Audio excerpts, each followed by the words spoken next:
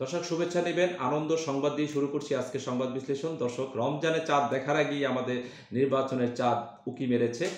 আজকে আপনারা দেখেছেন লন্ডনের 1-to-1 বৈঠকে বাংলাদেশ জাতীয়তাবাদী দলের ভারপ্রাপ্ত চেয়ারম্যান ও আমাদের প্রধান উপদেষ্টা, মাননীয় প্রধান উপদেষ্টা প্রফেসর ডক্টর মোহাম্মদ ইউনূসের সাথে যে আলোচনা হয়েছে, সেই আলোচনার পরে যে যৌথ বিবৃতি হয়েছে, সেই বিবৃতিতে বলা হয়েছে যে রমজানের আগেই নির্বাচনের তারিখ ঘোষণা হবে বলে তারা মোটামুটি আশ্বস্ত করেছেন।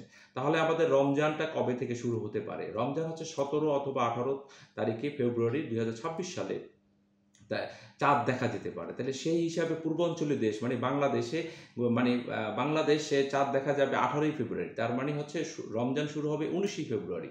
তাহলে দর্শক, আমরা 19ই ফেব্রুয়ারি যদি রমজান শুরু হয়, তাহলে আ নির্বাচনটা ফেব্রুয়ারির ১ম সপ্তাহে অথবা ২য় সপ্তাহে নির্বাচন হওয়ার একেবারেই কনফার্ম হয়ে গেছে বলে মনে করছি আমরা।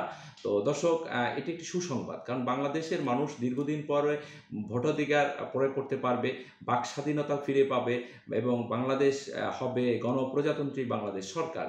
দর্শক, প্রধান উপদেষ্টার কাছে আগামী রমজানের আগেই নির্বাচনে আয়োজনের জন্য প্রস্তাব দিয়েছিলেন বিএনপি ভারপ্রাপ্ত চেয়ারম্যান তারেক রহমান। তার মানে আগামী রমজান আগে নির্বাচন মোটামুটি কনফার্ম। অতএব নির্বাচনের ডামাডোল বাজতে শুরু করেছে।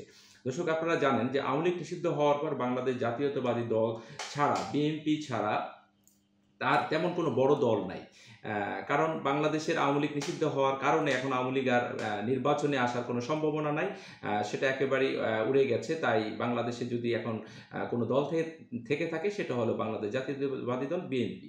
আর তাদের একটা বিশাল ভোট ব্যাংক রয়েছে বাংলাদেশে। আর তাহলে বাংলাদেশের মোটামুটি কনফার্ম হয়ে গেছে যে আগামী প্রধানমন্ত্রী আগামী কোন দল ক্ষমতায় আসবে এবং কোন দল, মোটামুটি এটা কনফার্ম হয়ে গেছে।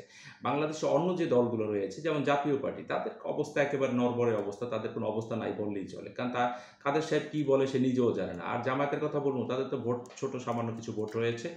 আর এনসিপি ছোট বাচ্চা মানুষ, ওরা আর কি করবে? ওদের আর কিছু করার নাই, তাই না? সেই হিসাবে মোটামুটি আমরা কনফার্ম হয়ে গেলাম যে বাংলাদেশে আগামী যে ফেব্রুয়ারিতে যে ইলেকশন হবে, সেই ইলেকশনে যে দলটি ক্ষমতায় আসতে যাচ্ছে, সেটা হচ্ছে বাংলাদেশ জাতীয়তাবাদী দল বিএনপি দল। আর আমরা যদি দর্শক আরেকটু স্টাডি করি বা এটা নিয়ে একটু বিশ্লেষণ করি, তাহলে তারেক সাহেব এখন আগের চেয়ে অনেক ম্যাচুরিটি আসছে এবং তারেক রহমানের কথা, তারেক রহমানের চিন্তা, তারেক রহমানের চেতনা, তারেক রহমানের 31 দফা সকল জল্পনা কল্পনাকে হার মানিয়েছে বর্তমানের যে যারা রাজনীতি করতেছেন। সে অনেক অনেক ম্যাচুরিটি আগের থেকে। আমরা একটা আধুনিক, যোগ্য, অভিজ্ঞ একজন প্রধানমন্ত্রী পাবো। দর্শক, ভালো থাকবেন। আজ এ পর্যন্ত। আবারও দেখা হবে কোনো এক সংবাদ বিশ্লেষণে। ধন্যবাদ।